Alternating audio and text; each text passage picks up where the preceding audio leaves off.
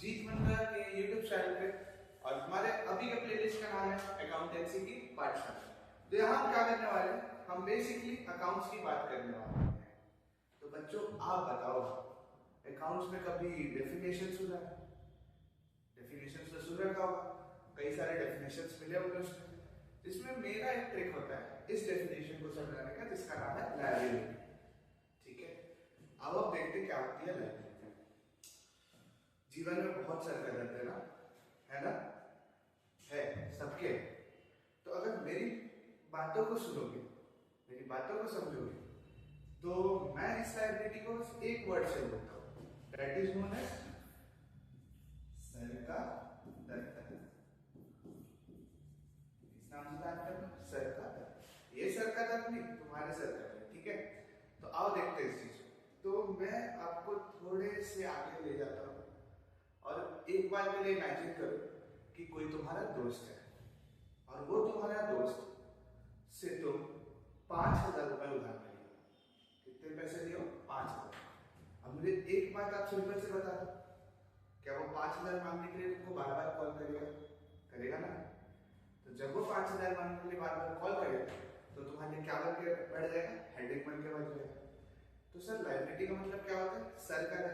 और सिंपल मतलब में जितने भी तुमको लोन्स दिख जाएंगे या कोई भी चीज आप जब खरीद के ला रहे हो उधार में, तो वो चीज आपको यहाँ पे मिल जाएगी, तो उनको हम बोलते हैं क्रेडिटर्स। ये सब चीजें यहाँ पे कंसीडर की जाती है। तो इसमें सबसे बड़ी बात देखने वाली क्या आती है कि सर हमें टाइप्स ऑफ लायबिलिटी का चार्ट मिला था और याद करने में बहुत डिफिकल्ट हो रहा था, क्या करें हमने? चलो देखते क्या कर सकते हैं। तो लड़कों, तुम्हारे जीवन की सबसे बड़ी शर्त कौन है? आज बताइए। कई बच्चे तो बहुत कुछ बोल रहे होंगे, सर मेरी गर्लफ्रेंड। सही पकड़ा है तुमने, तुम्हारी गर्लफ्रेंड ही तुम्हारे जीवन की सबसे बड़ी शर्त है। जहाँ तुम आप लोग बोलते हो मेरे बाबू ने ध्यान उठाया, तो आपकी गर्लफ्रेंड ही सबसे बड़ी शर्त है। ठीक है, या जो शादीशुदा है उनसे पूछो, उनके लिए उनकी बीवी वाइफ। ठीक है, तो सर ऐसा कैसे हो गया? चलो देखते हैं आगे। तो मैं इस गर्लफ्रेंड के पार्ट को दो पार्ट में डिवाइड करना चाहूंगा। द वन इज, देखो मेरे को जज मत करनी, इससे पहले बता दे रहा।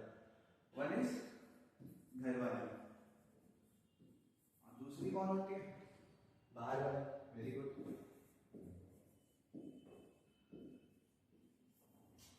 अब मेरे को सीधा सीधा बात बता, घर वाली कितने रख सकते?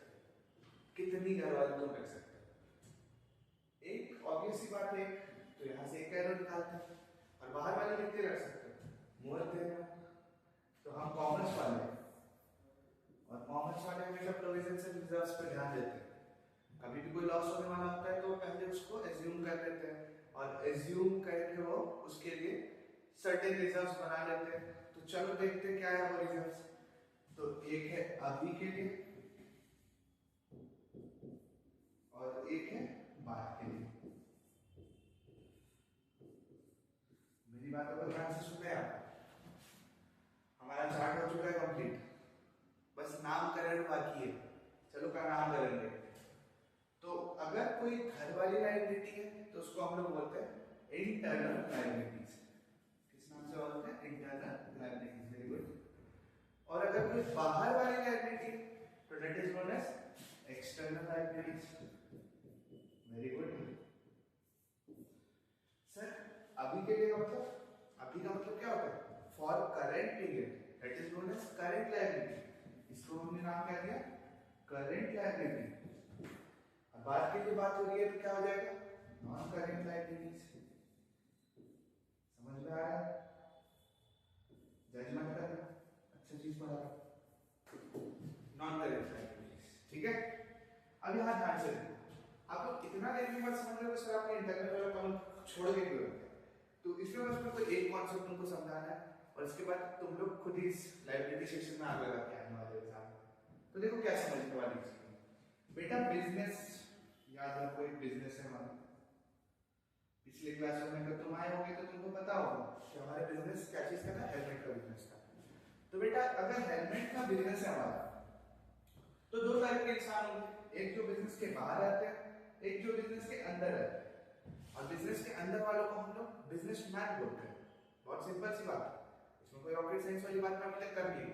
बिजनेस के अंदर कोई बैठा है तो उसको बोलते हैं बिजनेसमैन, और बिजनेस के बाहर कोई बैठा है तो उसको बोलते हैं आउटसाइड स्टेक होल्डर। क्या बोलते हैं? Outside stake holder.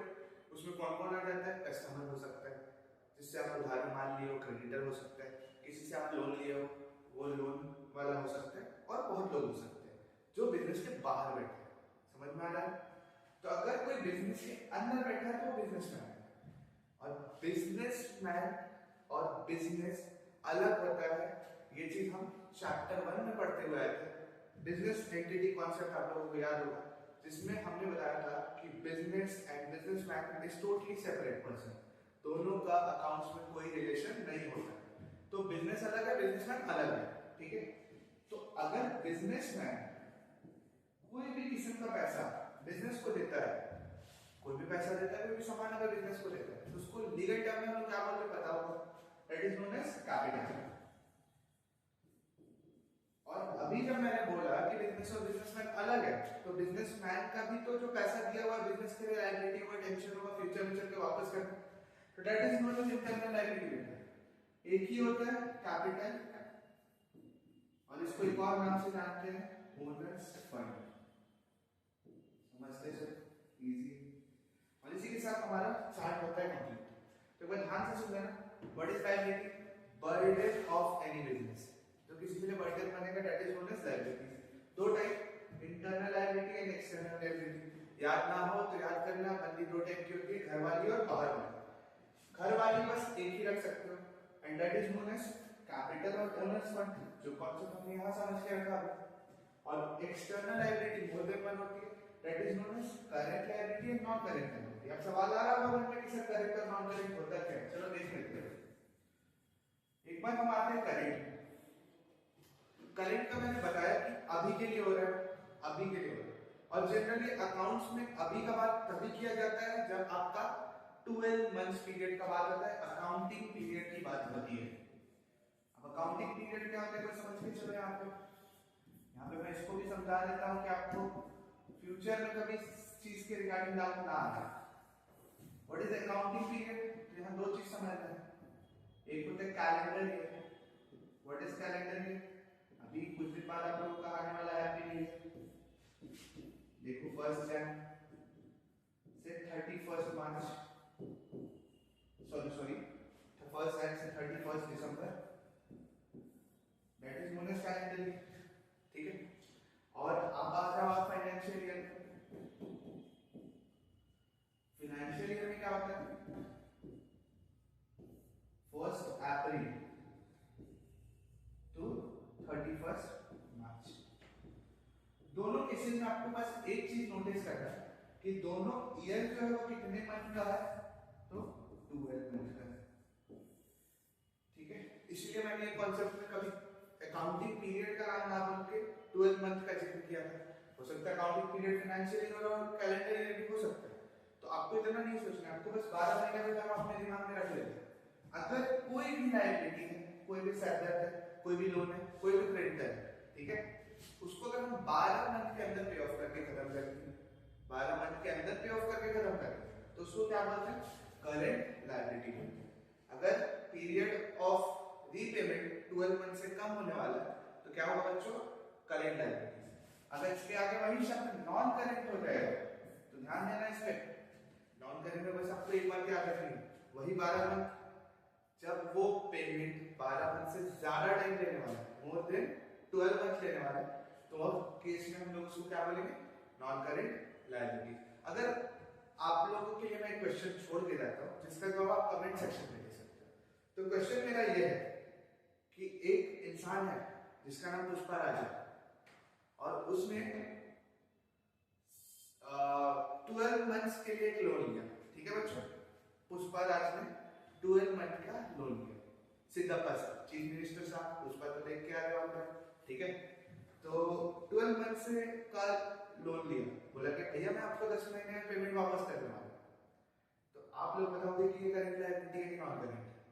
जो भी है वीडियो को देख रहे हैं और इससे अगर कुछ सीखेंगे तो आप कमेंट सेक्शन में आओ और इस आंसर का क्वेश्चन का आंसर हमें कमेंट सेक्शन में। और फिर हम मिलेंगे अपने नेक्स्ट लेक्चर में और कुछ इंटरेस्टिंग सा लेके, और इसी इंटरटेनमेंट फन के साथ हम अपना अकाउंट्स का लेक्चर को कंटिन्यू करेंगे।